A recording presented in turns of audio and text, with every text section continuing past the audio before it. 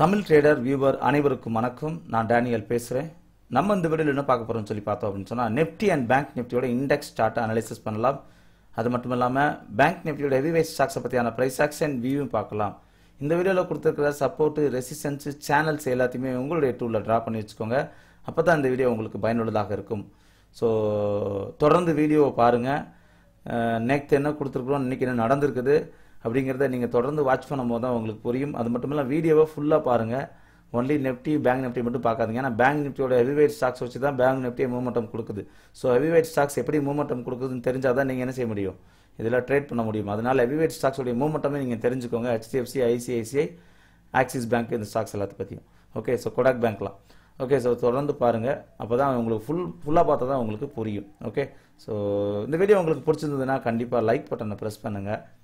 இந்த video first டைமை பார்த்தீங்க அப்படின்னு சொன்னால் நம்ம சேனலை சப்ஸ்கிரைப் பண்ணுங்கள், உங்கள் ஃப்ரெண்ட்ஸ் எல்லாத்துக்குமே ஷேர் பண்ணுங்கள். இப்போ நம்ம சார்ட்டுக்கு போகலாம். ஓகே, பேங்க் நிஃப்டியை பொறுத்தவரை நேற்று என்ன சொல்லியிருந்தாங்கன்னா, சேனலை பிரேக் பண்ணி தான் க்ளோசிங் கொடுத்துருக்குது. கண்டிப்பாக இந்த லெவலில் பிரேக் பண்ணிச்சு அப்படின்னு சொன்னால் 11,668 பிரேக் பண்ணிச்சுன்னா கண்டிப்பாக 11,722 வரைக்கும் போகும்னு சொல்லியிருந்தோம். பட் அது வரைக்கும் போகாமல் அதுக்கு முன்னாடி உள்ள ரெசிஸ்டன்ஸில் என்ன செஞ்சிருச்சு, இது வந்து உங்களுக்கு ரெசிஸ்டன்ஸ் எடுத்துருச்சு. ஸோ அதுக்கு மேலே போகலை இது. ஸோ இந்த இடத்துல அப்போ ரெசிஸ்டன்ஸ் வந்து எடுத்துருக்குது. பையிங் ப்ரெஷர் அந்த அளவுக்குலாம் இல்லை. ஆனால் கண்டினியூஸாக இருந்தாலும் ரொம்ப ஃபாஸ்ட் மூவ்மெண்ட்லாம் எதுவும் இல்லை. நாளைக்கு ஒரு வேளை 11,702 பிரேக் பண்ணிச்சுன்னா கண்டிப்பாக 722, 734 வரைக்கும் 11,734 வரைக்கும் போகிறதுக்கான வாய்ப்பு இருக்குது. ஸோ இன்றைக்கி பார்த்தீங்கன்னா பையிங் ப்ரெஷர் இல்லாததுனால நாளைக்கு ஒரு வேளை 11,668 பிரேக் ஆச்சுன்னா கண்டிப்பாக ஃபாஸ்ட்டாகவும் இருக்கும். 11,621 வரைக்கும் ரீச் ஆகிறதுக்கான வாய்ப்பு இருக்குது. இந்த ஹைக்கு மேலே மூவ்மெண்ட் இருந்துச்சுன்னா கண்டிப்பாக மேலே போகும். ஓகே, ஸோ நெக்ஸ்ட் பார்த்தீங்க அப்படின்னு சொன்னால் பேங்க் நிஃப்டி பார்க்கலாம். பேங்க் நிஃப்டி அதே மாதிரி தான். நேற்று நான் என்ன கொடுத்துருந்தேன் அப்படின்னு சொன்னால், இந்த லெவல் நான் கொடுக்கல, பிரேக் அவுட் பண்ணிச்சுன்னா கண்டிப்பாக 30,265 வரைக்கும் போகிறதுக்கான வாய்ப்பு இருக்குன்னு சொல்லியிருந்தேன். ஆனால் அதுக்கு முன்னாடியே இந்த இடத்துல ரெசிஸ்டன்ஸ் இருந்துச்சு, இதை நான் மிஸ் பண்ணிட்டேன். ஆனால் அதே இடத்துல இன்றைக்கி கரெக்டாக இருந்துச்சு. இந்த லைன் நான் போடுறதுக்கு நான் அதில் வீடியோவில் நான் மிஸ் பண்ணிட்டேன். ஆனால் அதே இடத்துல தான் கரெக்டாக ரிஜெக்ட் ஆச்சு. நீங்கள் நல்லா பார்த்தீங்கன்னா லைனில் தெரியும். ஸோ போன வார வீடியோஸ்லாம் அந்த இடத்துல நான் வந்து ரெசிஸ்டன்ஸ் இருக்குன்னு சொல்லி நோட் பண்ணியிருந்தேன். ஸோ இது வந்து பார்த்தீங்கன்னா கரெக்டாக அதே இடத்துல ரிஜெக்ட் ஆகிருக்குது. நாளைக்கு ஒரு வேளை 30,155 பிரேக் பண்ணால் தான் மேலே போகும். ஒரு வேளை அகைன் கீழே இறங்கி இந்த இடத்துல ஒரு சப்போர்ட் இருக்குது, இந்த சப்போர்ட்டை பிரேக் ஆயிடுச்சு அப்படின்னு சொன்னால் கண்டிப்பாக இறங்குறதுக்கான வாய்ப்பு இருக்குது. ஸோ இந்த இடத்துல அகைன் திருப்பி இறங்குச்சு அப்படின்னு சொன்னால் இதில் சப்போர்ட் எடுக்கணும். ஸோ இந்த சப்போர்ட்டை உடச்சிச்சுன்னா அதுக்கப்புறம் திருப்பி ஃபர்தராக திருப்பி இறங்கலாம். அதனால் இதுக்கு மேலே போச்சுன்னா கண்டிப்பாக இந்த இடத்துல ரெசிஸ்டன்ஸ் இருக்கும். இதை பிரேக் பண்ணிச்சு அப்படின்னு சொன்னால் கண்டிப்பாக திருப்பி ஒரு மூவ்மெண்டம் வந்து மேல் நோக்கி இருக்கிறதுக்கான வாய்ப்பு இருக்குது. ஸோ இந்த ஹையை பிரேக் பண்ணட்டும், அதுக்கப்புறம் ட்ரேட் பண்ணலாம். இப்போதைக்கு இது ரெசிஸ்டன்ஸ் ஜோனில் தான் இருக்குது. இந்த ஹையை பிரேக் பண்ண பிறகு தான் நீங்கள் மூவ்மெண்டம் வந்து அதிகபட்சமாக மேலே போகிறதுக்கான வாய்ப்பு இருக்குது. இல்லைன்னா திருப்பி கீழே இறங்குறதுக்கான வாய்ப்பு இருக்குது. Okay, so online training courses இருக்குது. ஸோ இன்ட்ரெஸ்டட் பீப்புள் இந்த நம்பருக்கு கால் பண்ணுங்கள். யாரும் மெசேஜ் பண்ணாதீங்க, கால் பண்ணி கேளுங்க. அப்போ தான் நம்மளுடைய கிளாஸோட டீட்டெயில்ஸ்லாம் சொல்ல முடியும். ஸோ அதனால் கால் பண்ணி கேளுங்க. அப்போ தான் உங்களுக்கு இது என்னென்ன கிளாஸ் என்னெல்லாம் சொல்லி தருவோம் அப்படிங்கிறதுலாம் உங்களுக்கு தெளிவாக தெரியும். ஓகே, நம்ம கிளாஸ் வந்து மார்னிங் 5:30 to 8 o'clock இருக்குது. ஸோ இன்ட்ரெஸ்டட் பீப்புள் இந்த நம்பருக்கு கான்டாக்ட் பண்ணுங்கள்.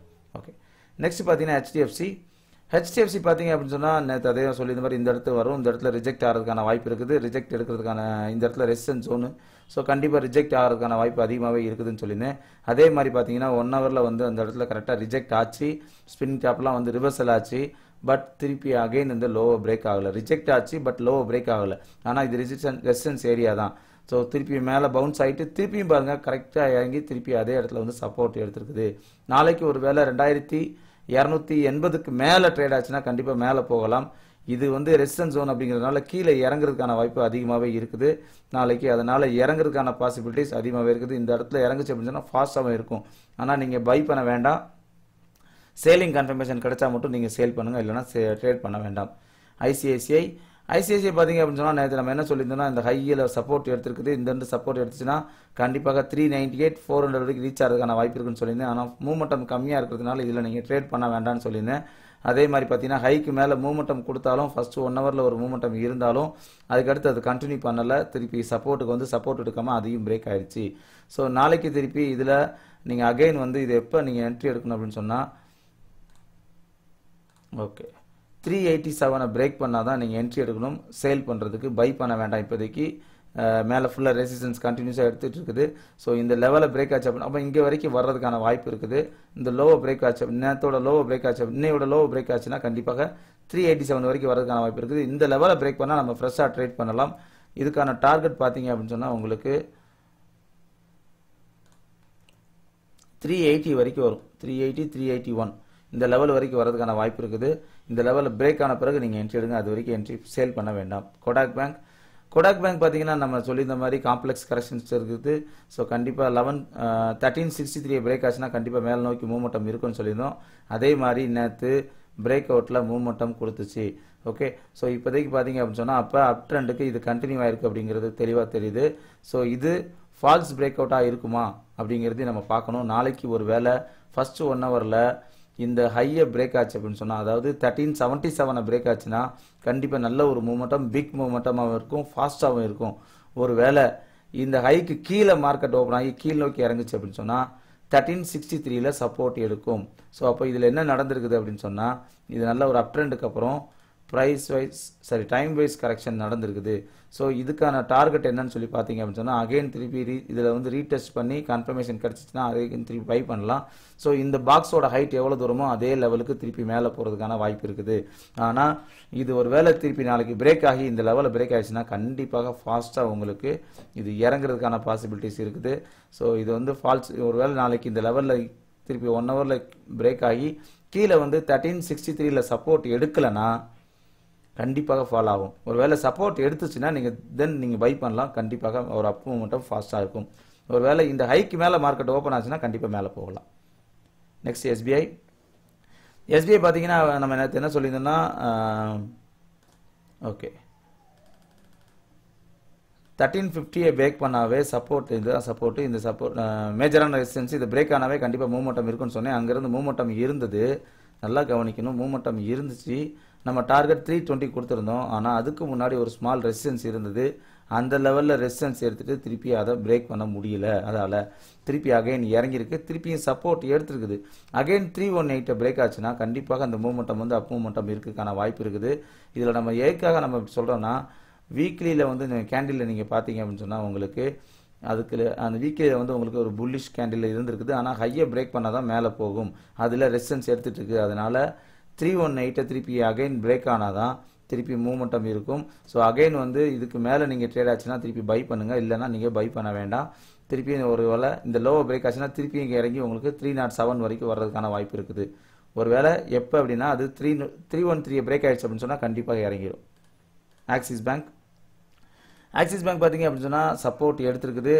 வீக்லிலையும் பார்த்தீங்க அப்படின்னு சொன்னால் நான் வந்து என்ன சொல்லியிருந்தேன், 768 பிரேக் பண்ணால் தான் பை பண்ணணும்னு சொல்லியிருந்தேன். பிரேக் பண்ணி 1 ஹவரில் க்ளோசிங் கொடுத்தா அதுக்கப்புறம் பை பண்ணுங்கன்னு சொல்லியிருந்தேன். ஆனால் ஃபர்ஸ்ட் 1 ஹவரில் மூவ்மெண்டம் இருந்தாலும் 768 பிரேக் பண்ணலை. ஸோ அப்போ அந்த இடத்துல ரெசிஸ்டன்ஸ் இருக்குது. எதுக்கு வந்து நம்ம சொல்லியிருந்தோம் அப்படின்னு சொன்னால், வீக்லியில் இந்த கேண்டில் பார்க்கும்போது உங்களுக்கு என்ன தெரியுது. ஓகே, இதுலேயே நான் உங்களுக்கு எக்ஸ்பிளைன் பண்ணுறேன். ஓகே, ஸோ வீக்லியில் உங்களுக்கு ஹேமர் வந்திருக்குது. ஹேமருடைய ரூல் படி ஹேமருடைய ஹையை பிரேக் பண்ணால் தான் நீங்கள் நம்ம என்ன செய்யணும், என்ட்ரி எடுக்கணும். ஸோ அப்போ ஹைங்கிறது எது, 768. ஸோ இந்த இதில் பாருங்கள் உங்களுக்கு ஹை தெரியும் 768. இதை பிரேக் பண்ணால் தான் மேலே போகும். அதனால தான் நான் இந்த ஹையை பிரேக் பண்ணால் தான் மேலே போகும்னு சொல்லியிருந்தேன். ஆனால் ஹைக்கு மேலே 1 ஹவரில் க்ளோசிங் கொடுக்கல, திருப்பி ரிஜெக்ட் ஆயிடுச்சு. ஒரு வேளை நாளைக்கு திருப்பி 768 பிரேக் பண்ணிச்சுன்னா கண்டிப்பாக மேலே போகும். ஸோ கீழே போகணும் அப்படின்னு சொன்னால் நீங்கள் எப்போ சேல் பண்ணணும்னு சொல்லி பார்த்தீங்கன்னா, இந்த லோ பிரேக் ஆகட்டும், அதுக்கப்புறம் நீங்கள் சேல் பண்ணலாம்.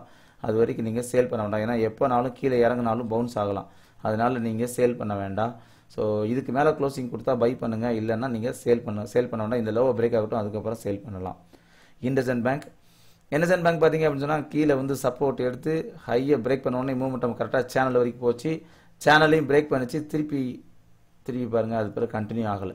சேனலையும் பிரேக் ஆச்சு, 1 ஹவரில் க்ளோசிங் கொடுத்துச்சு. அதுக்கப்புறம் கண்டினியூ ஆகாமல் திருப்பி பாருங்கள் உங்களோட ரெசிஸ்டன்ஸில் வந்து நம்ம என்ன செய்யக்கூடாது, ரீடெஸ்ட் பண்ணி கன்ஃபர்மேஷன் பண்ண பிறகு தான் ட்ரேட் பண்ணணும். நீங்கள் பாருங்கள் திருப்பி இறங்கி அதுக்கப்புறம் புல்லிஷ் கேண்டில் வந்த பிறகு கூட ஹையை பிரேக் பண்ணலை. அப்போ நாளைக்கு அகைன் திருப்பி 1760 பிரேக் ஆச்சு அப்படின்னு சொன்னால் அகைன் திருப்பி பையிங்க்கு போகும். எங்கே வரைக்கும் போகும், டார்கெட் 1772. ஸோ இதை பிரேக் ஆச்சு அப்படின்னு சொன்னால் அடுத்த டார்கெட் உங்களுக்கு ரெசிஸ்டன்ஸ், இந்த ரெசிஸ்டன்ஸ் 17889. அப்புறம் அதுக்கப்புறம் பிரேக் ஆச்சு அப்படின்னு சொன்னால் உங்களுக்கு இந்த லெவல் வரைக்கும் போகும். அப்போ நாளைக்கு 1768 பிரேக் பண்ண தான் என்ட்ரி எடுக்கணும். ஒரு வேளை நாளைக்கு திருப்பி 1743 பிரேக் ஆயிடுச்சுன்னா கண்டிப்பாக 230 வரைக்கும் திருப்பி இறங்கி இந்த இடத்த சப்போர்ட் எடுக்கிறதுக்கான வாய்ப்பு இருக்குது. ஸோ நீங்கள் சேல் பண்ண வேண்டாம், பை பண்ணணும்னு நினச்சிங்கன்னா 1760க்கு மேலே பை பண்ணுங்க. டார்கெட் 1772 வரைக்கும். இந்த லோவை பிரேக் ஆச்சுன்னா அதுக்கப்புறம் நம்ம சேல் பண்ணலாம், அது வரைக்கும் சேல் பண்ண வேண்டாம். எஸ் பேங்க் பார்த்தீங்கன்னா டெய்லியில் கிளியர் கன்ஃபர்மேஷனில் சப்போர்ட் எடுத்துகிட்டு இருக்குதுன்னு சொல்லியிருந்தோம். ஆனால் சப்போர்ட் லெவலில் நேற்று என்ன சொல்லியிருந்தேன்னா 272க்கு மேலே உங்களுக்கு ட்ரேட் ஆச்சுன்னா கண்டிப்பாக மேலே போகும். ஆனால் மேலே போகலை, இது சப்போர்ட் எடுத்த பிறகு கீழே இறங்கி தான் இருக்குது. நாளைக்கு ஒரு வேளை 264 பிரேக் ஆச்சுன்னா திருப்பி உங்களுக்கு நேராக 258க்கு திருப்பி இறங்குறதுக்கான வாய்ப்பு இருக்குது. பை பண்ண வேண்டாம். அகைன் பார்த்தீங்க அப்படின்னு சொன்னால் ஆர்பிஎல் பேங்க்கில் நம்ம சொல்லியிருந்தோம், இதில் வந்து ஒரு சிமெட்ரிக்கல் ட்ரையாங்கிள் பேட்டர்ன் ஃபார்ம் ஆயிருக்குது. ஸோ 672 பிரேக் ஆச்சு அப்படின்னு சொன்னால் 678 687 பிரேக் ஆகிறதுக்கான மேல் நோக்கி போகிறதுக்கான வாய்ப்பு இருக்குன்னு சொல்லியிருந்தோம். ஆனால் என்ன நடந்தது அப்படின்னா அந்த ஹைக் வரைக்கும் போகுது, அதில் க்ளோசிங் கொடுக்கல, அங்கேருந்து ரிஜெக்ட் ஆகிட்டே வருது. ஸோ இதுக்கு மேலே க்ளோசிங் 1 ஹவரில் க்ளோசிங் கொடுத்தா தான் நீங்கள் பை பண்ணணும், அது வரைக்கும் பை பண்ணக்கூடாது. ஸோ இப்போ நாளைக்கு ஒரு வேலை திருப்பி 666 பிரேக் ஆச்சுன்னா கண்டிப்பாக திருப்பி இறங்கலாம். ஸோ நீங்கள் சேல் பண்ண வேண்டாம். 672க்கு மேலே க்ளோசிங் கொடுத்தா பை பண்ணுங்க. டார்கெட் 678. சேல் பண்ணணும்னு நினச்சிங்கன்னா இந்த லோ பிரேக் ஆகட்டும், அதுக்கப்புறம் சேல் பண்ணலாம், அது வரைக்கும் சேல் பண்ண வேண்டாம். இந்த இடத்துல கிளியராக சப்போர்ட் எடுத்துகிட்டு இருக்குது. ஸோ ஒரு வேளை இந்த சப்போர்ட்டை பிரேக் பண்ணாலும் நமக்கு என்ன செய்யும், இந்த இடத்துல சப்போர்ட்டை பிரேக் பண்ணாலும் திருப்பி ரீடெஸ்ட் பண்ணும், அதுக்கப்புறம் தான் இறங்கும். ஒரு வேளை இறங்கி திருப்பி ரீடெஸ்ட் பண்ணி 666ல் சேலிங் கன்ஃபர்மேஷன் கிடைச்சா சேல் பண்ணுங்க. 660ங்கிறது next target. Okay. So Nifty bank Nifty பார்த்தீங்க அப்படின்னு சொன்னால் இன்னைக்கு நல்ல அப் ட்ரெண்ட் இருந்தாலும் பையிங் ப்ரெஷர் இல்லை. ஃபஸ்ட்டு 1 ஹவரில் இருந்ததுக்கப்புறம் திருப்பி சேலிங் ப்ரெஷர் தான் இருந்தது.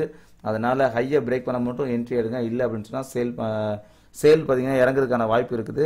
அதனால் ரெசிஸ்டன்ஸ் ஜோனு தான். லோவை பிரேக் ஆச்சு அப்படின்னு சொன்னால் சேல் பண்ணலாம். நிஃப்டியும் அதே மாதிரி தான், பையிங் ப்ரெஷர் வந்து இல்லை. ஹையை பிரேக் பண்ணால் பை பண்ணலாம். ஒருவேளை இந்த லோவை பிரேக் ஆச்சு அப்படின்னு சொன்னால் அந்த லோங்கிறது எது, ஓகே இதில் கிளியர் தெரியும் உங்களுக்கு. 11668 பிரேக் பண்ணிச்சு அப்படின்னு சொன்னால் கண்டிப்பாக இறங்கும். இல்லை அப்படின்னு சொன்னால் 11708 பிரேக் பண்ணிச்சுன்னா பை பண்ணுங்க, அது வரைக்கும் பை பண்ண வேண்டாம். ஓகே. ஸோ இந்த வீடியோவில் கொடுத்துருக்க சப்போர்ட் ரெசிஸ்டன்ஸ் எல்லாத்தையும் உங்களோட டூலில் ட்ரா பண்ணி வச்சுக்கோங்க. ஸோ நீங்கள் ட்ரேட் பண்ணும்போது இந்த ரெசிஸ்டன்ஸ் எல்லாம் சப்போர்ட் லெவல் கேண்டில் 6 இல்லை ரெசிஸ்டன்ஸ் லெவல் கேண்டில் 6 வந்துச்சுன்னா நீங்கள் ட்ரேட் எக்ஸிக்யூட் பண்ணலாம். ஓகே. ஸோ இந்த வீடியோ உங்களுக்கு பிடிச்சிருந்ததுன்னா கண்டிப்பாக லைக் பட்டனை ப்ரெஸ் பண்ணுங்கள். நம்ம சேனலை சப்ஸ்கிரைப் பண்ணுங்கள், உங்கள் ஃப்ரெண்ட்ஸ் எல்லாத்துக்குமே ஷேர் பண்ணுங்கள். தேங்க்யூ.